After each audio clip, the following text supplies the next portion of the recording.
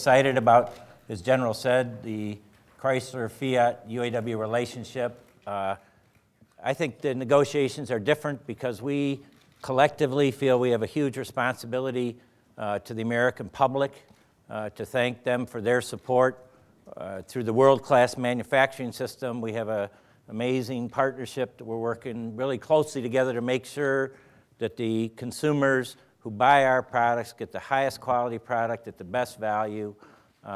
So we really see that it's this creative problem solving. We have a culture of working together. We have a culture of, if an issue comes up, we don't look at it in one side versus the other. We look at it, all right, what's the opportunity here? How can we solve this problem that both helps our membership and helps the corporation succeed? So it's an exciting opportunity, and I think both sides approach it with this really creative problem-solving attitude.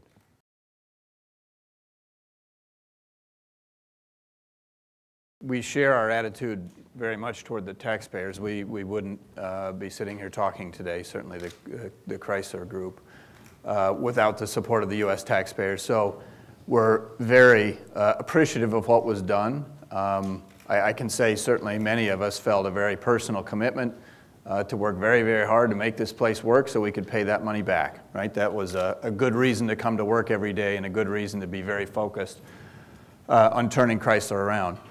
I think, also, and General said it earlier, something that we've got to demonstrate as leaders of these organizations is that we can set this up, it may sound trite, but it's true, as a win-win, right? Because if we're off into a win-lose sort of agreement, they tend not to stand up very well, and they tend, not really to work for people. So that's what we've got to find, or certainly the areas of common interest, and I think most of them, frankly, are common, and our desires to move forward in many, many areas are linked, and so we've got to find that right area to make this agreement. But I can say absolutely, from a Chrysler perspective, we do want to demonstrate that we can build a very successful company and that the faith of certainly our government, of our taxpayers, is well placed in supporting us.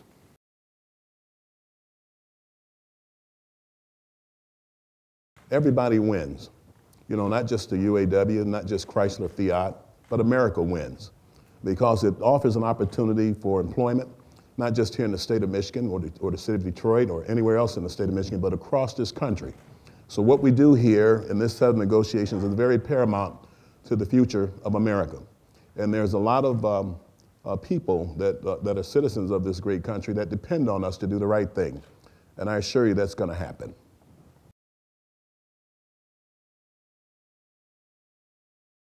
And we've worked through so many difficult issues over the course of the last 2 years.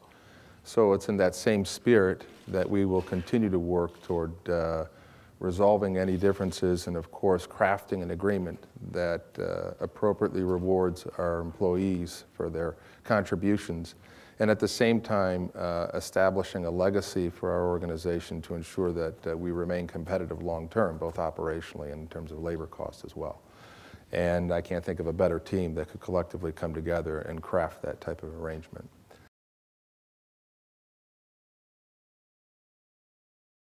And our focus is to get the best contract for our membership, to make sure that they share in the upside, make sure that all the other stakeholders, whether it's retirees, whether it's our supplier membership, we want a healthy industry.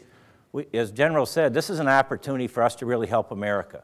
We can create more jobs in America, and this team together is already doing that. The Sterling Heights Assembly Plant being open, the Indiana plant, and the great transmissions that we're building there. So our focus, we don't talk about strikes. We're not thinking about strikes. We're not thinking about a strike target. We're thinking about how do we get the best contract together for our membership? How do we get the contract that really helps America? America needs more middle-class jobs, and we're all committed jointly to putting as many jobs here in the U.S. as we possibly can.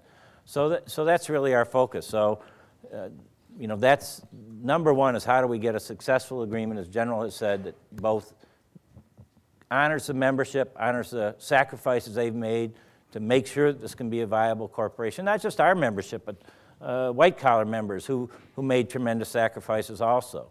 And that's where our focus is, and that's where we'll be headed.